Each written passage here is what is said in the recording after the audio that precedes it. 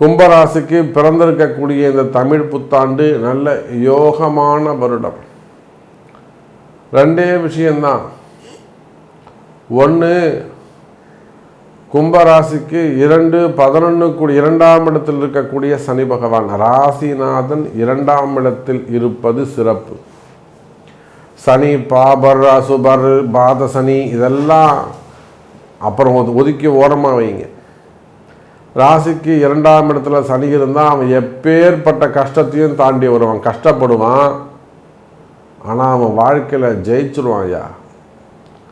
இதுதான் 2ஆம் இடத்துல இருக்கக்கூடிய சனி சொல்லக்கூடிய கருத்து, ரகசியம்.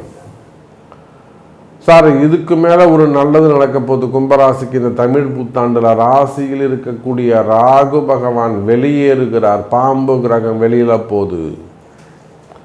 அப்போ வீண் விரயங்கள் குறையும், மனசில் பயம் குறையும், செய்த சின்ன சின்ன தவறுகள், தடுமாற்றங்கள், பதற்றங்கள், ஏதாவது ஒரு விஷயத்தை செய்யணும்னா பதட்டமாக இருக்குது சாமி, பதறிய காரியம் சிதறி போகும்.